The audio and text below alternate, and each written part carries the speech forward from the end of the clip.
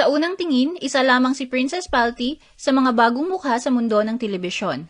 Ngunit sa likod ng kanyang ngiti at malakas na boses ay makikita ang isang performer na may talento at determinasyon. Nakipagsabayan siya sa 7-time defending champion at kalaunan ay itinanghal na panalo by default sa tanghalan ng kampyon ng TikTok Clock matapos hindi makumpleto ng defending champion ang kanyang performance. Sa kabila ng hindi inaasahang pangyayari sa entablado, ipinakita ni Princess ang kanyang kahandaan at kakayahang magdala ng husay at presensya sa harap ng live audience. The Philippines Showbiz List presents Sino si Princess Palty, ang tanghalan ng kampiyon contestant na nanalo by default. Ang 28-year-old singer na si Princess Palty ay ipinanganak noong July 26, 1997. Nagmula siya sa bayan ng Isulan, Sultan Kudarat at kasalukuyang naninirahan sa Taguig. Cute man sa pangalan si Princess, hindi siya dapat maliitin dahil bukod sa kaya niyang maghari sa isang performance, ipinapakita rin niya ang kanyang determinasyon at disiplina na malinaw na bunga ng kanyang professional na background bilang miyembro ng Los Caballeros Philippine Army Band, isang respetadong musical ensemble sa Philippine Army. Ang pagiging bahagi ni Princess ng Army Band ay hindi lamang nangangahulugan ng pagiging skilled sa pagkanta. Kinakailangan dito ang formal music training, mataas na disiplina, at kakayahang makipagsabayan sa isang ensemble. Ang lahat ng ito ay nagbigay kay Princess ng matibay na pundasyon para sa kanyang stage presence at live performance skills, na siya ring naging susi sa kanyang tagumpay sa telebisyon. Princess Palty declared winner by default in tanghalan ng kampyon. Dala ang karanasan ng pagiging miyembro ng Army Band, tinahak ni Princess ang entablado ng tanghalan ng kampyon, ang segment ng noontime show na TikTok Clock sa GMA. Sa unang pagkakataon na lumabas sa tanghalan ng kampyon, ipinakita ni Princess ang isang performance na agad nakakuha ng atensyon.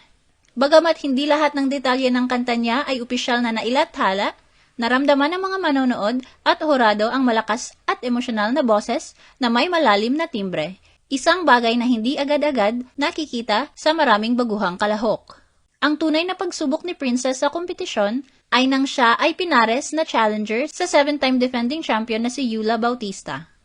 Sa mga segment ng tanghalan ng kampyon, ang bawat mahigpit na laban ay binibigyan ng pagkakataong umangat ang bawat mang-aawit sa pamamagitan ng pakikipagsabayan sa isang veterano. Sa panahong iyon, ang inaasahang showdown ay tila magiging mahirap at puno ng tensyon. Ang parehong kalahok ay may kani-kanilang lakas at musical identity. Sa episode noong March 10, ang showdown ay nagsimula at parehong ibinuhos nina Princess at Yula ang kanilang boses at emosyon. Ito ay pang-8 araw na ding paglaban ni Yula sa kanyang titulo.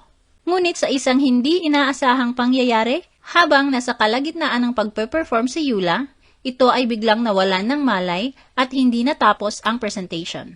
Agad itong nag-iwan ng usapan sa mga manonood at naging dahilan ng isang live emergency sa entablado.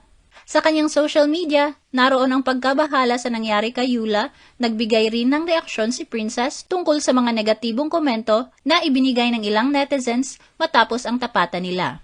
Sa kanyang post, ipinaliwanag niya na hindi madaling humarap sa entablado sa ilalim ng matinding pressure. Lalo na sa sitwasyon ni Yula, nakakaanak pa lamang at wala pang 1 taon mula sa panganganak. Binanggit ni Princess ang mga hamon na kaakibat ng isang live performance.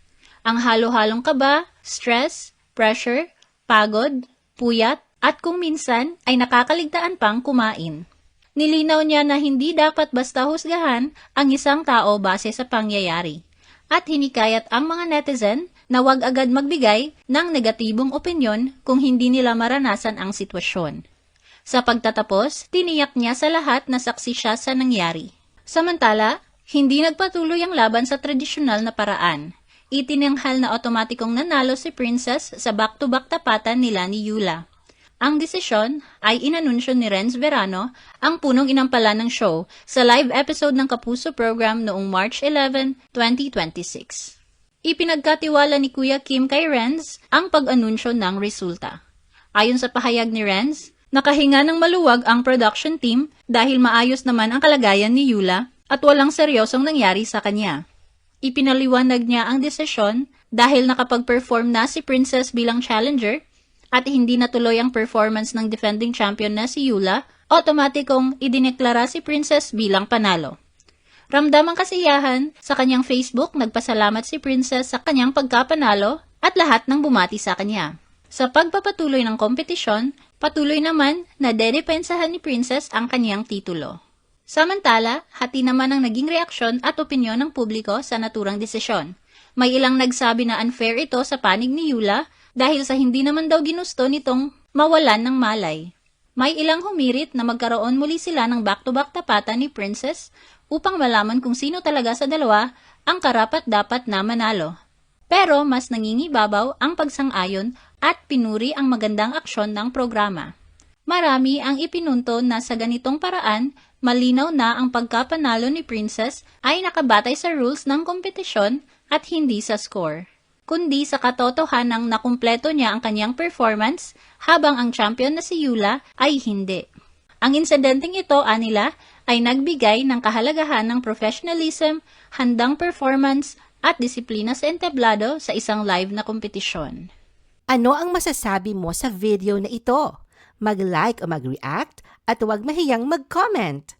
For our YouTube viewers, huwag kalimutan mag-subscribe at i-hit ang notification button. At para sa aming Facebook viewers, mag-like at follow sa aming Facebook page para updated ka sa mga showbiz chika. Thanks for watching!